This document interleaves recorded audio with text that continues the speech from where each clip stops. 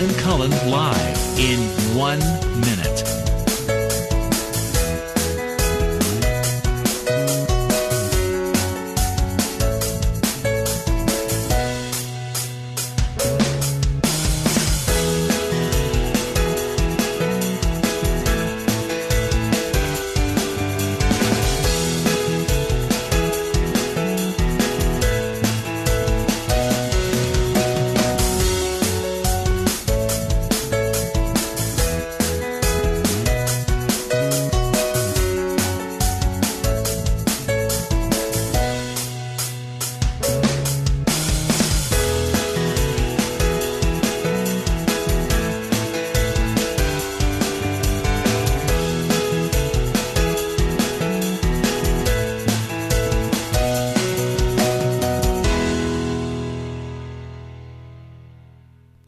Welcome to Lynn Cullen Live at pghcitypaper.com. Email your questions and comments to Lynn at pghcitypaper.com.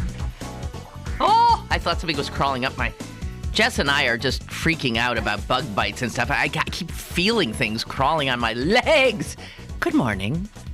Good morning. It's July 3rd. Oh, and if you see that flashing strobe thing, it's hitting the V in my... Oh, God, it's a fire alarm. And it doesn't sound in here. It just, blinks and gives you migraine headaches. Speaking of migraine headaches, my sister, Susan, is joining us from St. Louis. Hey, Suze. Hey. Hey. I should say, I'm not saying you are a headache, but you have suffered from migraines on occasion. I have, but not so much anymore. Yeah, right. It's great. Maybe you're growing them. Okay, so let's get the weather report out of the way right away. It's and what are you expecting today? Well, probably about 100, unless it gets cloudy in the afternoon like it did yesterday, which kept us like at 98. Wow. Tomorrow, however, for the 4th of July, we are back up to a cheery 104. Wow. And there's no break until sometime next week, and then I think we just go down into the 90s. Yeah, I was looking, as far as we can see, we're in the 90s, too. It's, you're more used to this than we are. So I think this is the new normal. This is my guess. And I don't like it, and I don't like it because I don't understand it. I'm not used, it's this is scary because, it's the plants I'm worrying about. We're in drought at the same time. In Missouri, St. Louis is more tropical than anything else. Right. We're very humid. It's like in the summer. Right. And so, everything around here is going, what? Right. Nothing knows what to do. I know. And 108, which it was the other day for a few days, is really hot. Your skin feels like it's in a too hot place. Well, you know what? Okay, now, think of Iraq, Baghdad. And wearing your uniform in flak jackets and carrying equipment. Ugh. Yeah, because, I think 108 was absolutely a normal kind of a reading there. Then imagine being, having 20 layers of heavy, stuff. I can't even begin to. So, and I'm so feeling for the people who are, in this heat, have no electricity. It's just unbelievable. God. Yeah, I'll tell you, there are people working outside around me all the time. Right. There's construction going on and utility stuff going on, and I feel so sorry for these people. I do too. It ain't easy. It ain't easy. Okay, well, so that's the weather, right? Yeah. And we're just... It's depressing and scary is what it is. Yes, but it's not global warming. Oh, no. That has nothing to do with it. It's a perfectly normal, natural variation in temperature. Absolutely. Happens all the time. And, before we leave the meteorological front, we all learned a new word. What is this? Wait, I think I wrote it down somewhere. It starts with a D. Where the hell is it? I wrote it down.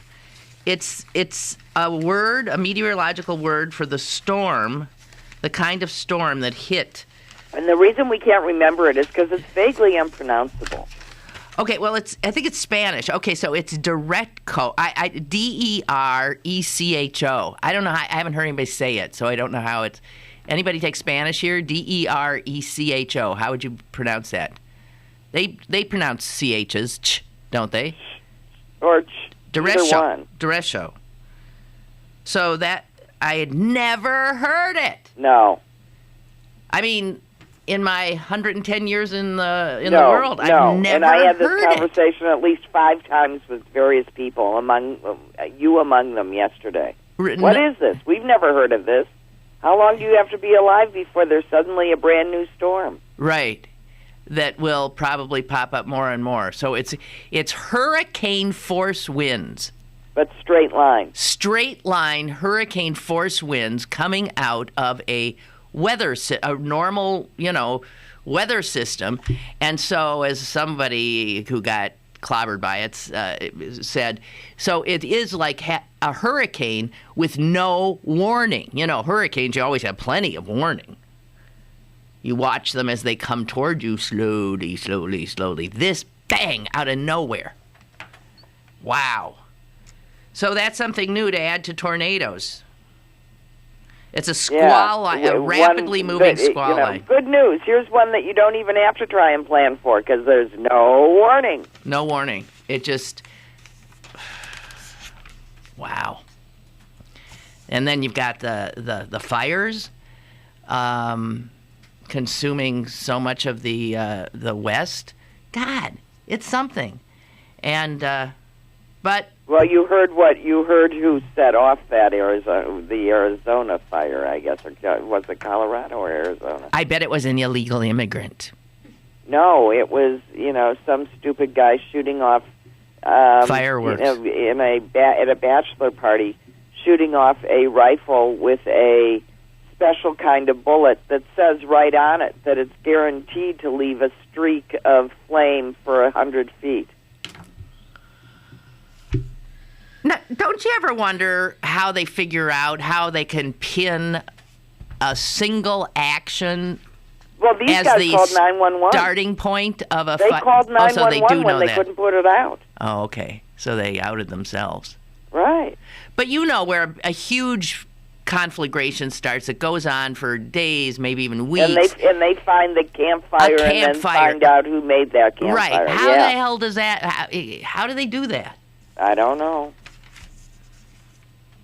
They should have a new show, Forest Ranger CSI. What does CSI mean? Crime scene investigation. Just told me. I don't criminal even, investigation. Crime scene. Oh, crime scene investigation. Okay, so here's a shocker. Anderson Cooper's gay. I was so surprised. I was almost as surprised as when Clinton finally admitted it. Jeez. Duh. Yeah, duh. So it's weird. I mean, and now they're talking about it all day. I mean, really, honestly? Who didn't know? Who didn't know? You know what it says in the New York Times business section that reported it? It was a big story. Revelation reveals change in views of homosexuality. TV anchor's revelation reveals blah, blah, blah, blah, blah. It's sad that he was a little concerned, and the network was as well, about alienating the lion's share of his, I guess, one demographic of his, hardcore fans of Anderson Cooper are described as middle American housewives. Well, that's me. Yeah, but okay, it is. But I get the impression they're thinking, a housewife in Iowa who has sex dreams about Anderson Cooper and watches him because she finds him so gorgeous. He's buff, the silver hair, he's this, that, and that women have just loved him. And you got to figure a lot of those women didn't know. Excuse me. Those same women adore Ellen, loved Rosie O'Donnell. Okay. I mean, I just think it's demonstrably false.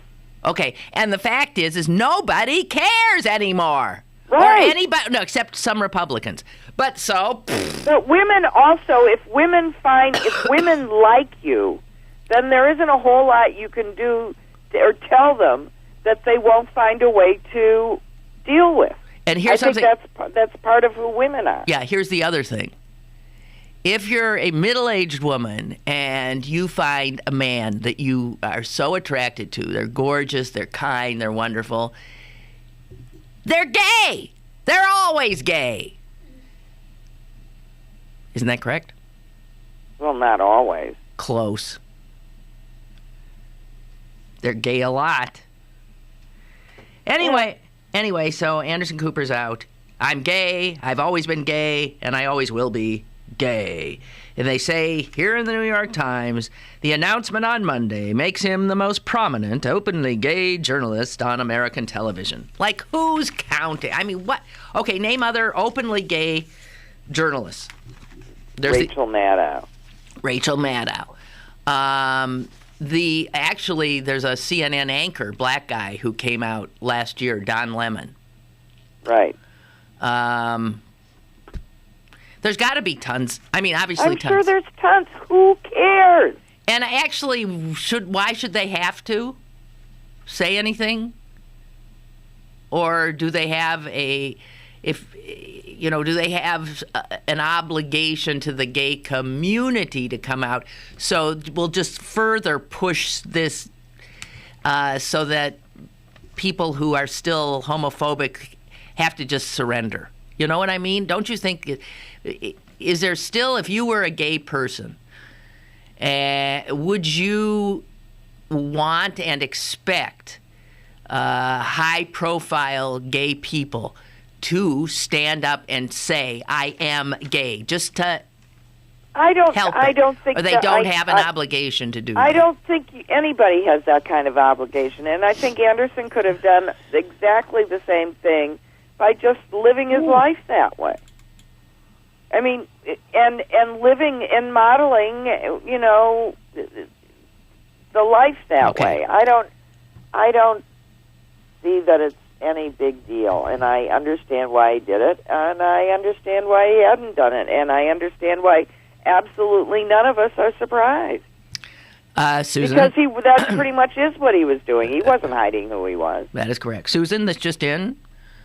My eldest nephew, that would be your son, has emailed derecho, Spanish for straight. Speaking of gays, Spanish for straight. Like Sam, he's just in there. He's out there laughing at us. Who? Your son? Oh, this is my son? I said my oldest nephew, your son. Oh, hi, honey. Derecho. My son? He's still asleep. Are you kidding me? Derecho. Spanish for straight, as opposed, this is interesting, to tornado. Who knew? That's a Spanish word too? Tornado. Which means turning. Yes. Tornado, tornado, tornado. Turn. Derecho, direct. Ooh, we got it.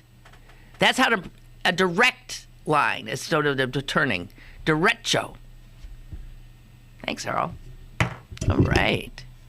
So we got that. I always like to learn a word a day, at least.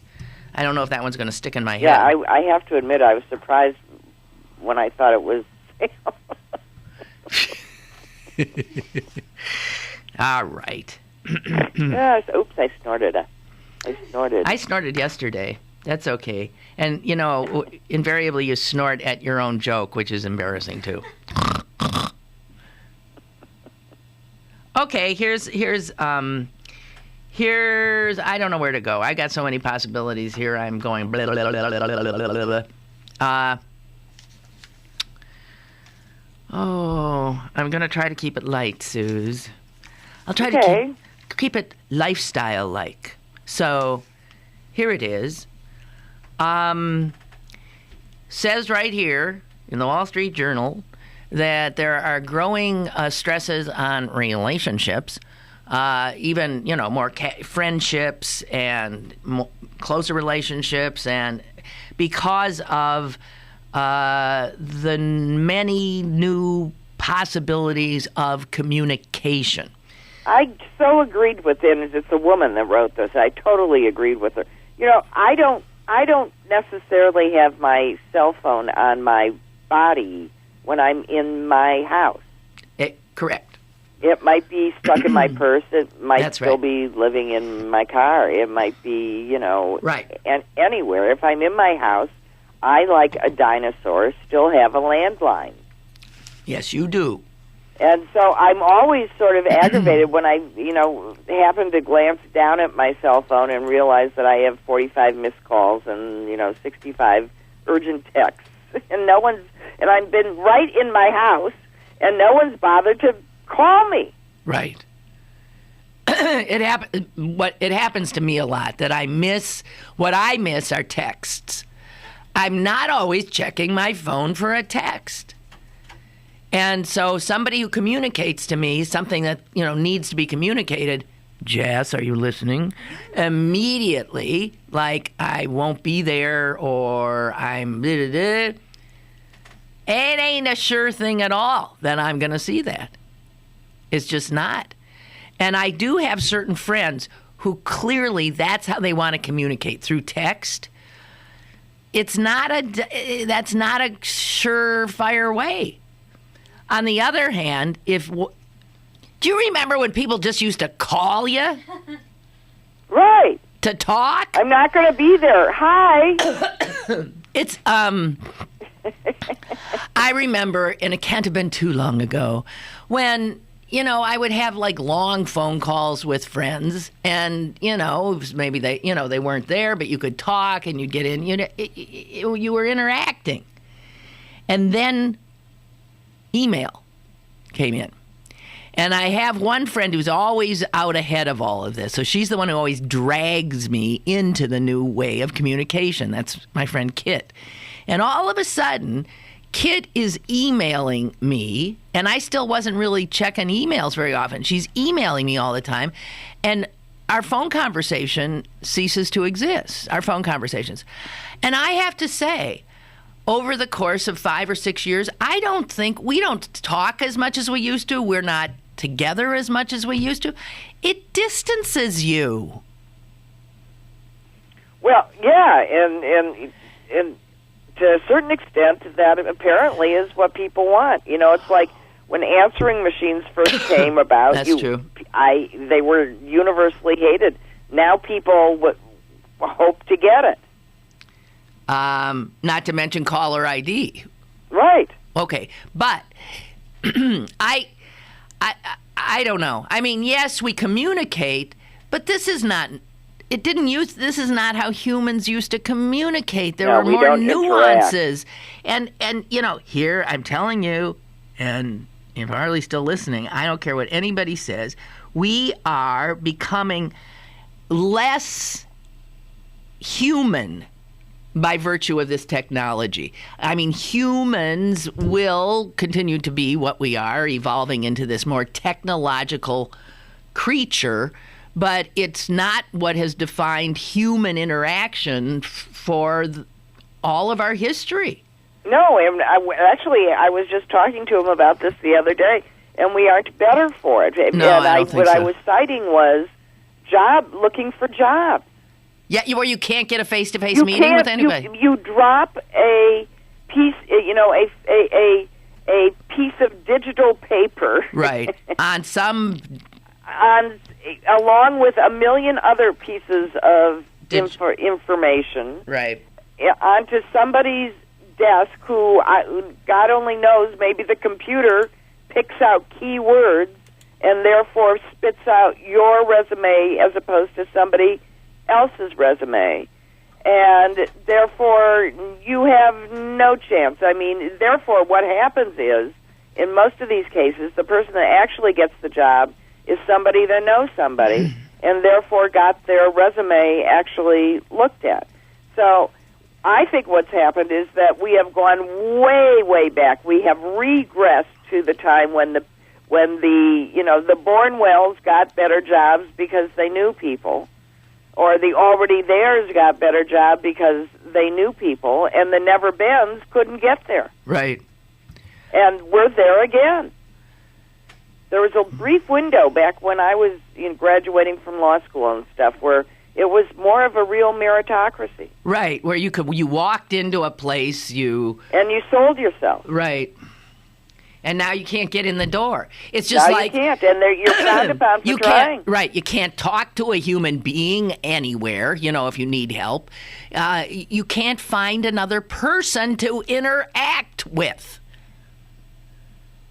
And it can't. The interesting thing is it can't possibly be good for the employers either. Right.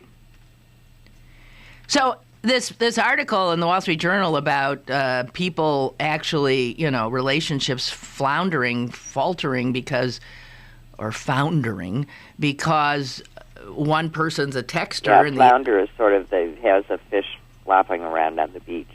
Sort of. Yes, but founder happens on the beach too. That's right. Ships founder. But not with fins. Oh, I guess ships don't founder on the beach like a sailboat. No, they founder on a reef. No, doesn't a sailboat founder if there's no there's swamps breeze? Or something. Oh, there's no air. Right. So, flounder, whatever. I just want to go back to this, then remind me to say the word apostrophe. And this whole thing with this stuff now is you cannot pretend, you can't avoid anybody. If they send you emails, if they send you texts, if they leave voicemails, they know that they want to talk to you, right? Right.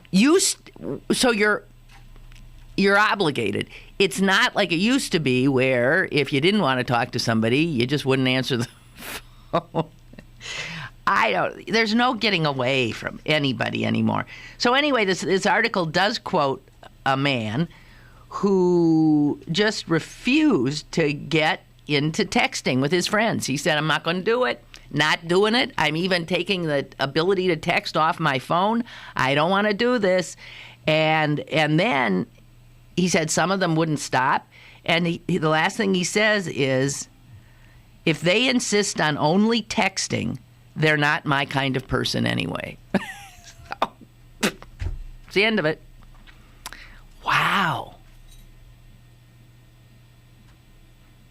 Well, I can understand.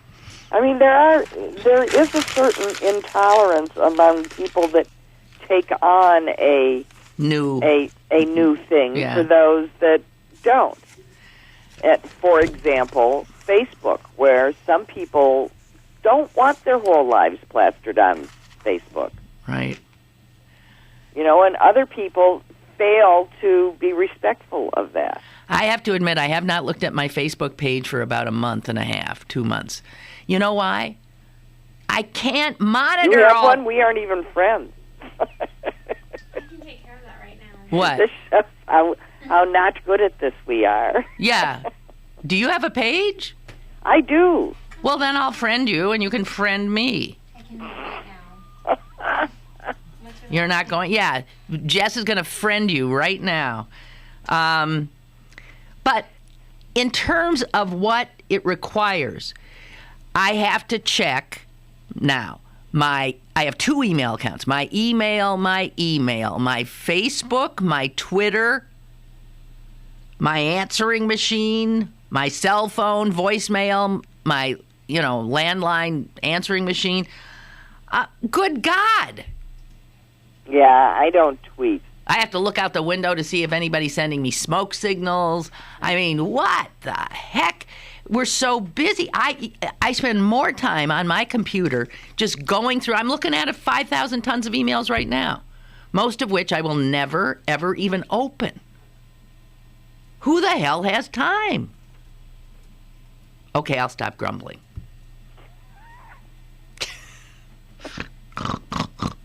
Okay, apostrophe. Apostrophe. Oh, I was supposed to remind you. Yes. Apostrophe. Okay, so I'm riding the bus into work today, and I, of course, am doing what everybody else is doing.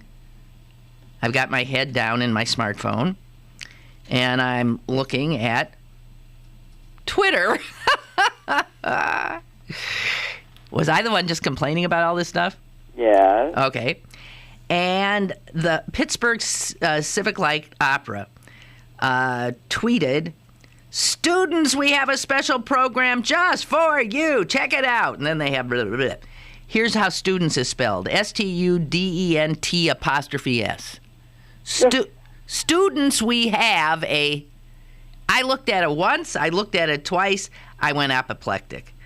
I tweeted them, Pittsburgh CEO, CLO, get that apostrophe out of students. Jeez. Within 2 minutes, they retweeted properly. Well, they're better than CNN. They don't quickly react. Well, it took CNN 6 minutes. 6 minutes. To get the banner about with the wrong Supreme Court ruling down. But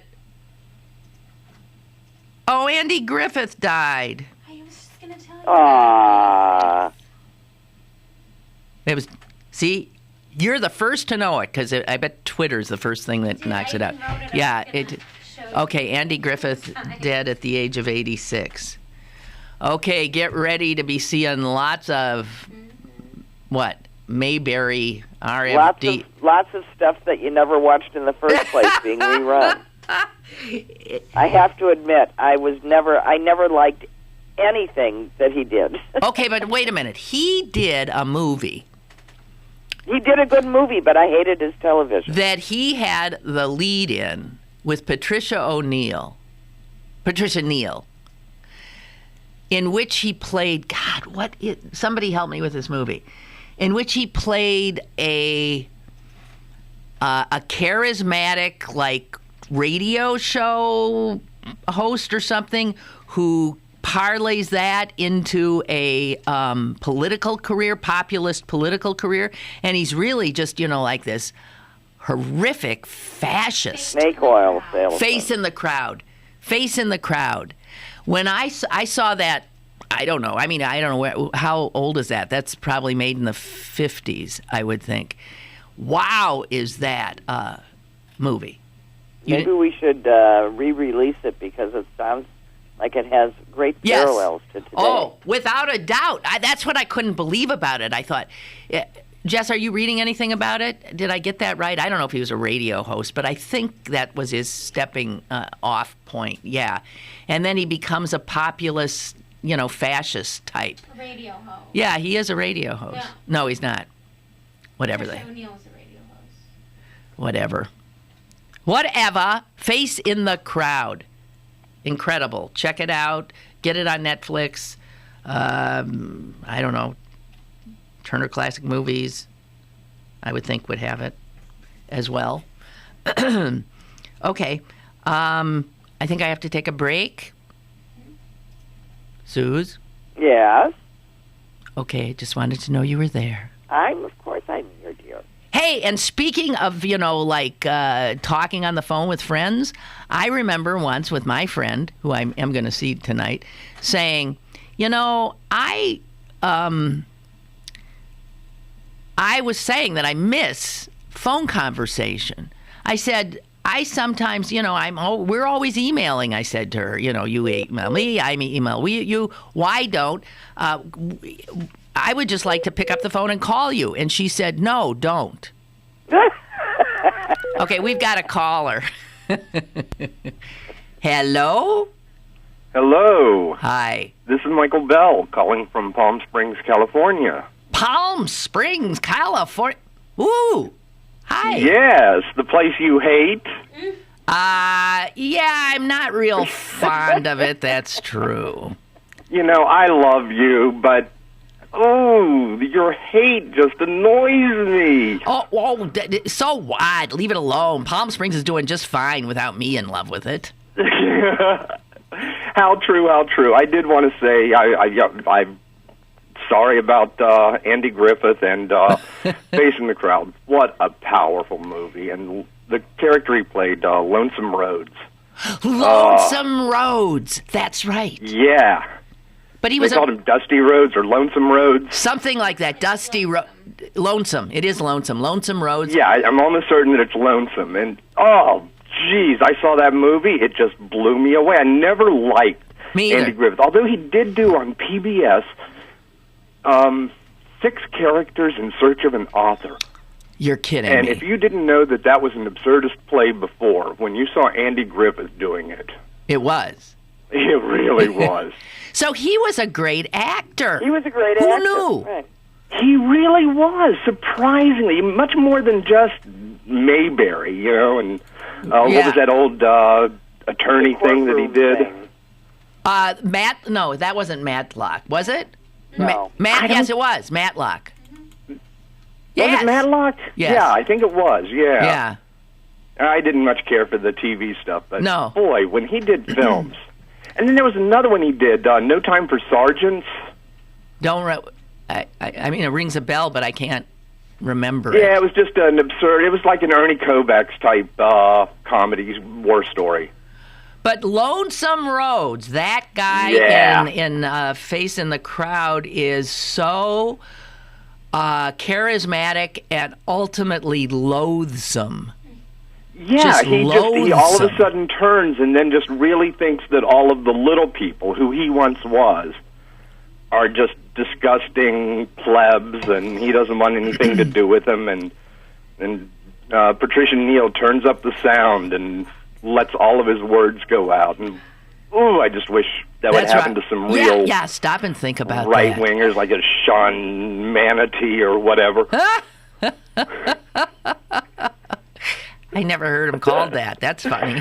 All right, I think you need to get a break in or something, Yes, but I did want to do. call and say Hey, hello. It's very early there in Palm Springs. Good for you for getting up. Yeah, I Yeah, rolled out of bed and I lots of saw the stuff. tweet on Facebook and I said, click the link now.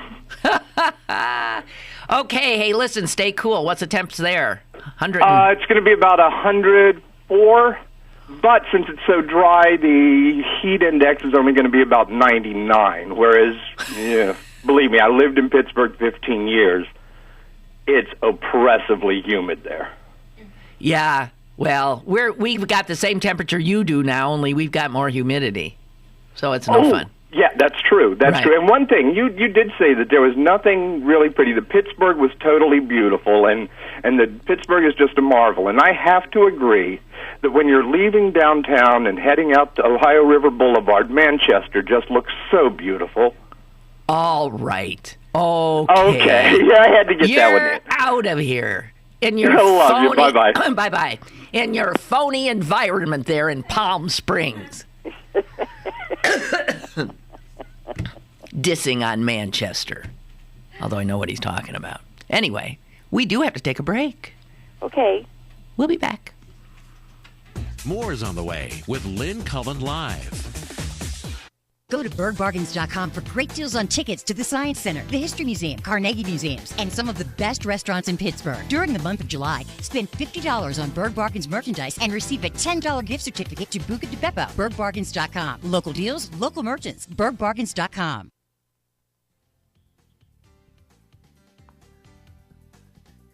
You in the City and Hosanna House Summer Nights present Jazz Under the Stars, starring Najee, Friday, July 13th, 8 p.m. at the Sherwood Events Center in Wilkinsburg. Tickets available at Dorsey's, Stediford's, or charge by phone at 1-800-383-5760. Najee, live in concert July 13th. Proceeds benefit Hosanna House, a place called Hope. Vote now. Who will be the chosen one in Pittsburgh City Paper's annual Best of Readers poll and register to win a new iPad? Pittsburgh City Paper available at over 1,700 locations throughout Western Pennsylvania and on the web at pghcitypaper.com and on your smartphone at citypapermobile.com. Gustavo and Vela wants to thank all of southwestern Pennsylvania, the USA, and the world for helping to liberate his native country of Equatorial Guinea. Equatorial Guinea has suffered 43 years of dictatorship, 43 years of human rights abuses, 43 years of corruption, and 43 years of kleptocracy. Even with $5 billion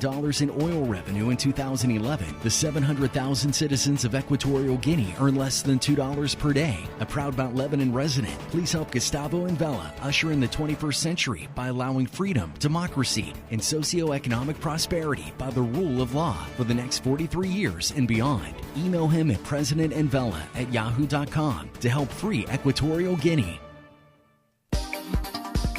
You're listening to Lynn Cullen Live at pghcitypaper.com. Once again, here's Lynn Cullen. Okay, Suze, hi.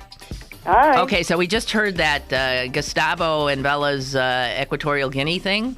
Yeah.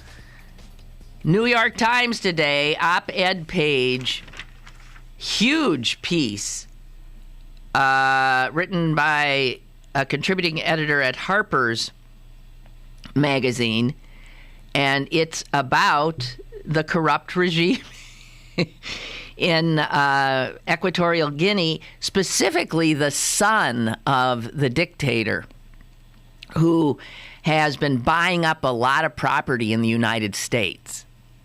And the article is about our laws are so outrageous that they allow these, ill-gotten gains to be all that money to be laundered here, essentially.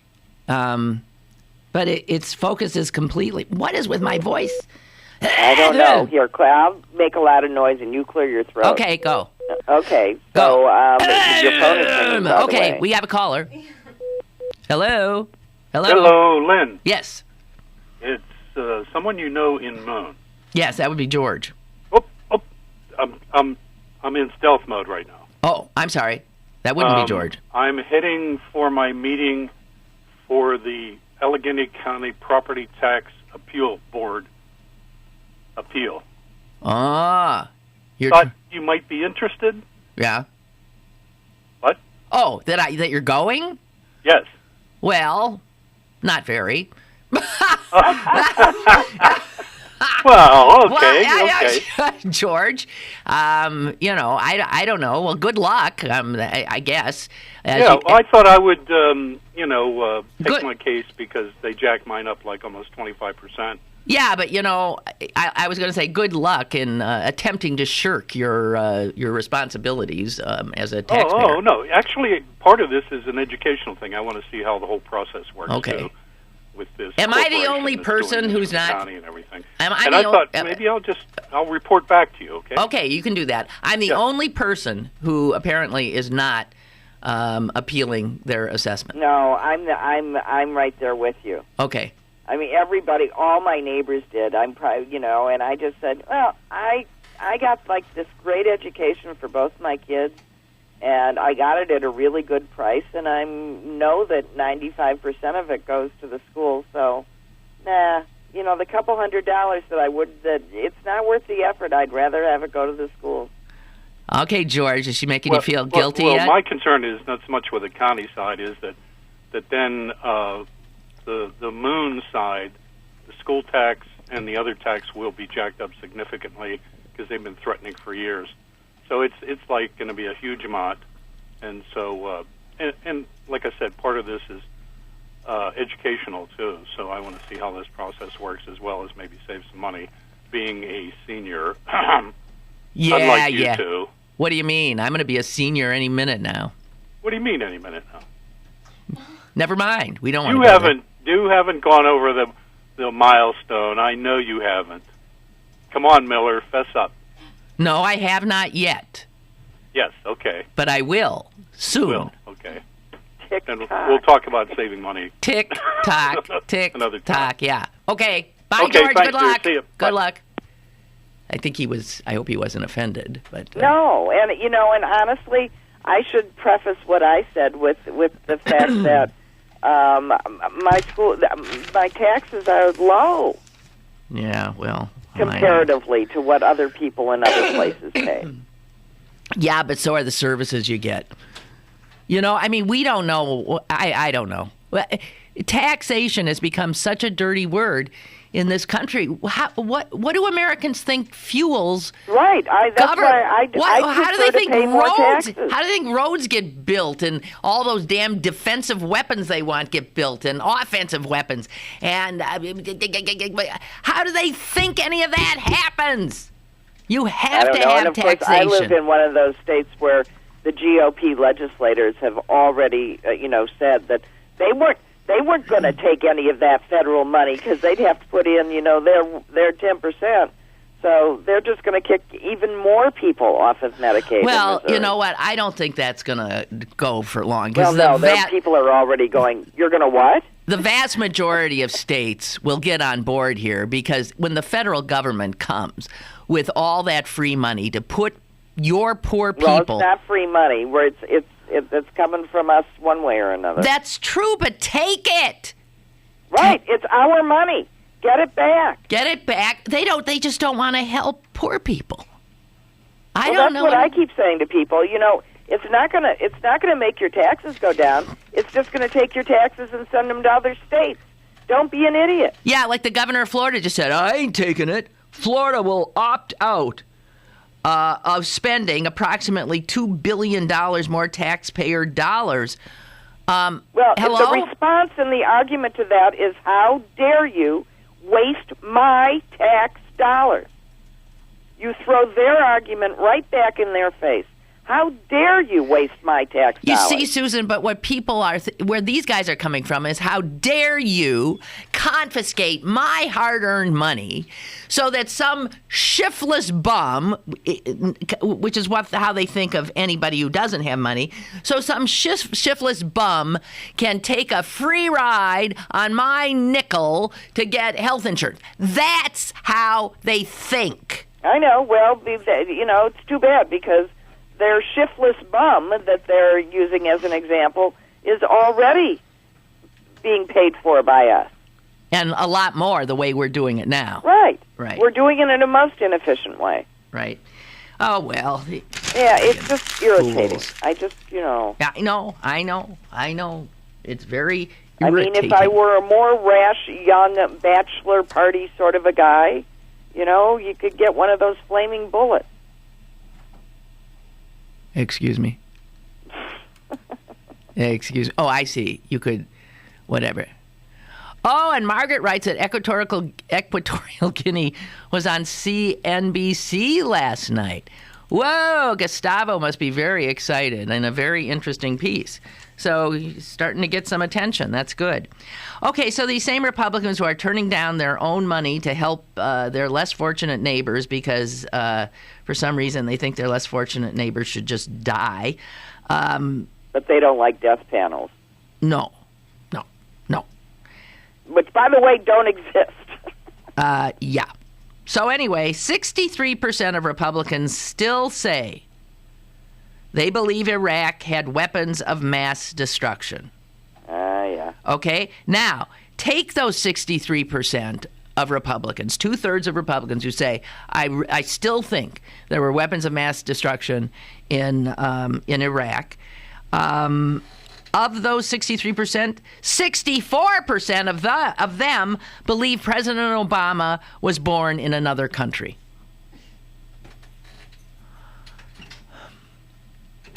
That's scary. That 100% of them are that willfully ignorant, because I won't call them stupid. It's magical thinking. It's delusional. Magical thinking makes it look too pretty. It's willful ignorance. But that's... I don't even think... And because they live in this little hermetically sealed... They only talk to people that are as that agree with them, are. So they really end up then absolutely believing it. So it's not like even willful ignorance. It becomes truth. I mean, in their world, it's truth. What a effed up mess. Man. So, Oh, Gustavo's now writing Jack Abramoff for some reason. Oh, because he was tied up. Abramoff was tied up with these jerks. Yep. Unbelievable. Lanny Davis is tied up with these jerks. They supporting the corrupt regime. And he's naming names of all the lobbyists who are involved in helping these absolute despicable dictators. You know, you're lucky in Equatorial Guinea if you live to be 40. That's how bad things are. And they're just this family that has taken over this oil-rich country, just taking all the money, and people are starving. I mean, it's unbelievable, really. And it's hard to understand why it's in their interest, why they don't see it that it's in their interest that everybody does well. Well, that's not how they see it, because they've been keeping everybody else poor and themselves rich. This is the longest serving dictator, I believe, in the world now. 35, 40 years. The kid who's taken all this money and buying up mansions in Malibu and other places. You couldn't make that argument with him. And the oil companies are all paying, bribes and money to them all the time. It's unbelievable. They don't see that. Does Assad in Syria? Does he see that it's over? No. Again, it's delusion. What is it with people that they can't see reality? I just don't know. I mean, most of those guys that do what these guys are doing end up badly. Dead. Yeah, they do. But yeah. But not all of them. Not all of them. Okay, Lynn, change of topic. Thank you very much. How did we go from a fireworks prohibited state to a state with a fireworks vendor on every corner? Even Giant Eagle is selling them. If you talk to an ER nurse, they will tell you that the ERs will be filled with fireworks casualties this week. Yet it seems that every year fireworks become more accessible. It used to be you had to go out of state. When did we change the laws? I don't know. I thought by law obviously. Susan, can you buy them in your state? Yeah, of course. Are you kidding? Yeah, of course. Excuse me. Yes, you can. But have they banned them because of the Tinder? Well, the only fireworks that are not canceled are taking place on rivers. You know, it's either behind the arch on the Mississippi River, which is the big one, or in St. Charles on the Missouri River. So only in places where they're setting them off anyway, in the middle of a large body of water, are they happy? Yeah. Because we're in real drought. We haven't had any meaningful rain for over a month, and we've had these 100-degree temperatures. Yeah, I don't think we've had meaningful rain either. The trees. Okay, Suze? Yes? I think I do have to take another break because we didn't take the first break in a timely fashion. Okay, we will be right back. Stick around for more with Lynn Cullen Live after this. Pittsburgh City Paper is seeking 10 local artists to design their own street box for a public art project to be featured throughout the city of Pittsburgh. Go to pghcitypaper.com and click on the Art Box link for more details. The Pittsburgh City Paper Art Box Project, brought to you by McDonald's. This is the sound of a flat-screen television hurled off a building. Now the new bike your kid wants. These are the things you could have, all cast into oblivion. Because when you throw away money on wasted electricity, you throw away everything you could have bought with it. Use Energy Star light bulbs and appliances, and you could save hundreds of dollars a year. Saving energy saves you money. Learn more at EnergySavers.gov. Brought to you by the U.S. Department of Energy and the Ad Council. Get Lynn Cullen Live on your smartphone. Go to citypapermobile.com now for Pittsburgh City Paper's brand new mobile app. Get the latest restaurant reviews, event listings, movie times, and of course, Lynn Cullen live on your smartphone. citypapermobile.com. Now, it's back to Lynn Cullen Live at pghcitypaper.com. Okay, and we should iterate. Do you know that means exactly the same as reiterate? Right. So how come there's a reiterate? Well, no, iterate means to say, and reiterate means to say again. Okay, then what's the difference between flammable and inflammable? Nothing. Well, then why are they mixing us up like that? Well, they're two different things. Flammable and inflammable is a different example than iterate and reiterate. Yeah, but okay, it is? Yeah. All right. But I'm asking about flammable and inflammable. Then. Flammable and inflammable, it appears to be two opposite words that mean the same thing.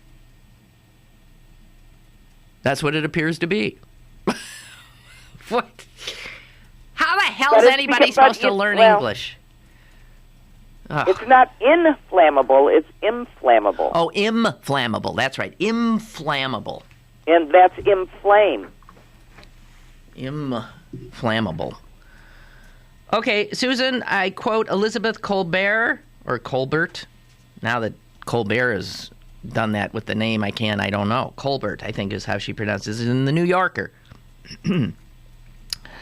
With the exception of the imperial offspring of the Ming dynasty and the dauphins of pre-revolutionary France, contemporary American children may represent the most indulged young people in the history of the world.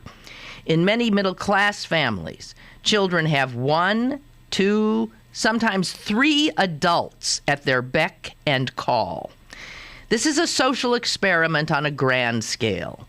The notion that we may be raising a generation of kids who can't, or at least won't, tie their own shoes has given rise to a new genre of parenting books. The books are less how-to guides than how-not-tos. How not to give in to your toddler.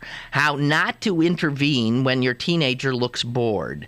How not to spend $200,000 on tuition only to find your 20-something graduate back at home drinking all your beer. Well, I think you and I have been loudly, screaming about this for a while, helicopter parents and right. doing everything for your kids. I mean, I remember being just totally upset about hearing parents call their kids at college to wake them up to go to class or, sending people to do their laundry. I mean, Unbelievable. Or having... and there is a whole group of people, and now... Having maid service. Having maid service. Right. And there are parents that will call, before the crash anyway, corporations to, interview them about before they let their kid work for them.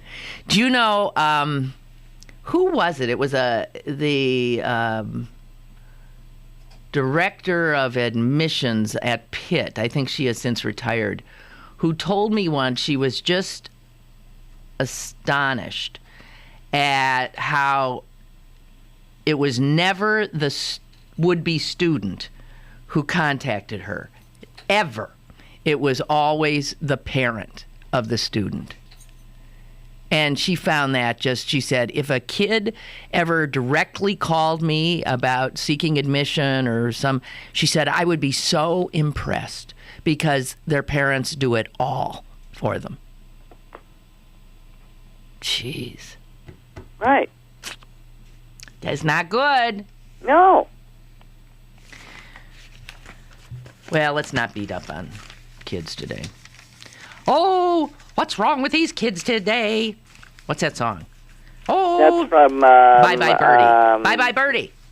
Bye Bye Birdie, right. Can't believe anything they say. Why can't they be like we were? Perfect in every way. What's the matter with kids today? So Susan, are you going to go see that new movie that's getting rave reviews that's about male strippers? I know, but I hear that somebody sitting next to you certainly saw it. I know, and she cannot get over Matthew McConaughey. He's behind. Yeah, I don't think I'm going to go see that. Well, I mean, it's normally not my cup of tea, but I read such a rave review that I think I have to see it. This is Steven Soderbergh. He does good stuff. Yeah, I know. And what's wrong? I did see, Bernie. Yeah, so somebody told me I should go see that, but I don't know. Jack Black I'd and put it Shirley on, MacLaine. I'd watch it at home. Yeah. It is a true story. It is, and I got to say, Jack Black is absolutely... Well, he's a marvelous actor. And he sings all the way through this, Yeah. and he has this beautiful voice. But I didn't find Shirley MacLaine particularly good, and the real life townspeople are hysterical. So, this is about a guy who murders this woman, right? It's right. It's a true story about a very nice man that murdered somebody. Yeah. So, Jack Black, somebody reminded me last night of the first time I ever laid eyes on him. He was in a movie in which he did sing and dance a bit, and his acting was so unbelievable. He stole the movie, which was a wonderful movie with John Cusack, called High Fidelity. Right. About these guys in a record store. I think that movie is so brilliant, and I had never seen Jack Black before then. I think that was the breakout of his career. Wow. But, the other one, the one with the Mark Wahlberg with the teddy bear, the foul-mouthed teddy bear. Yeah.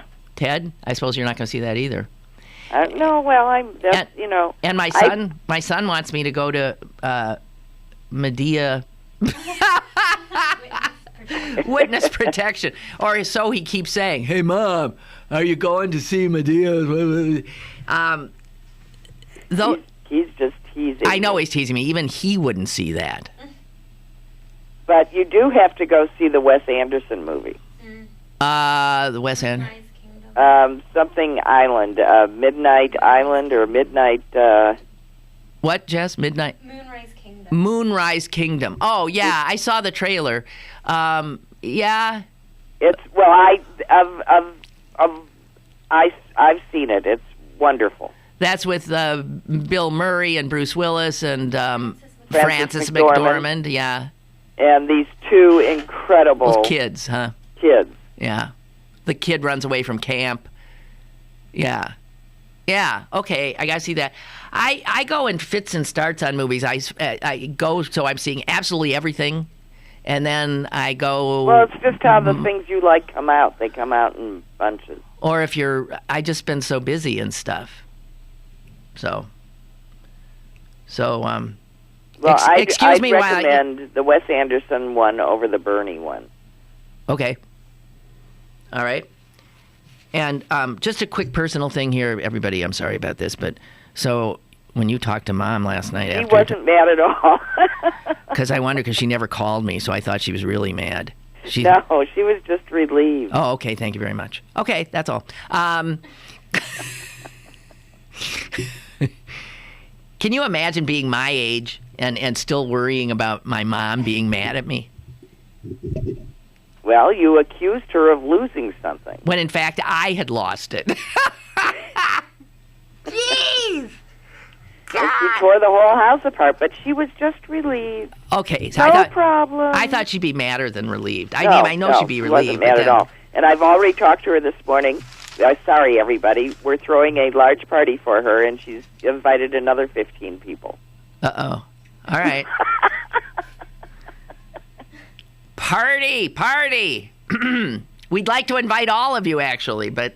well, don't worry. Your invitation's surely going to be in the mail. Yeah. So she keeps thinking of more. Uh-oh. Well, that's good. I mean, that's good. Good. The problem when somebody is that old and you get up and give a speech and stuff, you don't want it to sound like a eulogy. Do you know what I mean? Don't worry. They won't be able to hear you. That's not nice. That's not nice. That's not nice. Sure it is. Even we can't hear you. Well, that's true, too. Well, do we have a microphone? Yes, we do. Okay, well, then we'll be fine. Right. Okay, so I think that's it. Oh, and there was this really good article about people who say the default response now to how you doing. So if somebody says, hey, hi, how you doing? We used to say fine, right? Whether we were or not, right? Yeah. Do you know what? Not bad. No. As soon as I say it, you'll say, oh, yeah. Because this is always my answer, too. Busy. Hey, how you doing? Oh, I'm so busy. That's what people say now. Not me.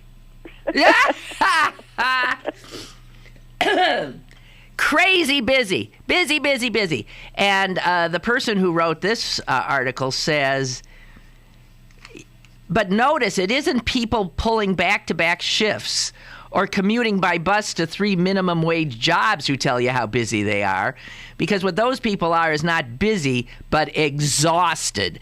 They're dead. Overworked. Right, they're dead on their feet.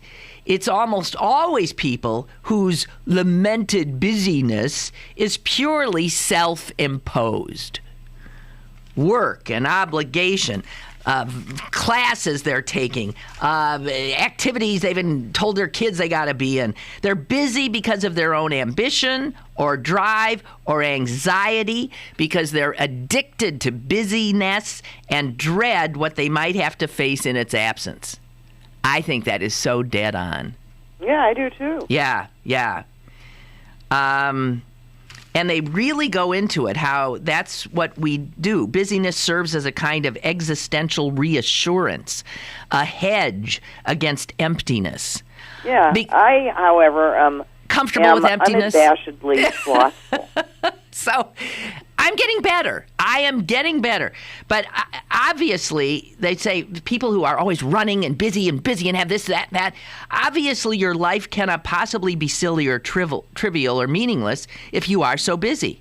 And they're so necessary. Right. It's like all those people talking on their cell phones. That's right. Because they're so important that they can't possibly take them. Completely booked, in demand, every hour. And this person goes on to say, I can't help but wonder whether all this histrionic exhaustion isn't a way of covering up the fact that most of what we do doesn't matter. Whoa. I think that's really good. And and they point out how even children now are busy. Scheduled down to the half hour with classes and extracurricular activities, and they come home at the end of the day as tired as the grown-ups. Well, and that again is that's at least good. 30 years old. Yeah. Older. I mean, that was happening when my kids were babies, and I remember saying, I'm not going to do that. Right. I didn't do it either. You need to stare up at, at the sky and, do nothing. And idleness. Let's hear it for idleness, because they say idleness is as indispensable to the brain as vitamin D is to the body. Right. When are you going to process all that input? The space and quiet that idleness provides is a necessary condition for standing back from life and seeing it whole, for making unexpected connections and waiting for the wild summer lightning strikes of inspiration. Idleness is necessary. So I feel the same way about silence. But today, again, these human beings that are turning themselves into crazy robotic peoples, they don't like silence. There always has to be input, and they don't like idleness. And finally, on that note, Susan Ansel has written in the Pennsylvania state law on fireworks, which I thought was true. They're illegal here. So how come they can be on for sale? No, it says, here's the law. Items defined as ground and handheld sparkling devices, novelties, and toy caps with an American Pyrotechnics Association standard, 87.1, are not currently regulated by state law. Therefore, their sale and use are permissible. These non-fireworks are the only type allowed to be sold from tents, stands, convenience stores, retail establishments, and other various outlets not licensed by the Department of Agriculture. Well, I think that's absolutely not enforced. And that's what Ansel says. It's clearly violated the law this time of year because there's money to be made. Susan, we've gone over in our busyness. In our busyness. Listen, you have a great 4th of July. You too. And yes, and I won't be here tomorrow because I'll be busy doing my patriotic duty of eating potato salad and spare ribs. And maybe a hot dog. Sounds good. Okay? Okay. Nice talking to you. Arlie, if you're still listening, happy 4th. And that's it. Okay. Toodaloo. Bye. Bye. Oh.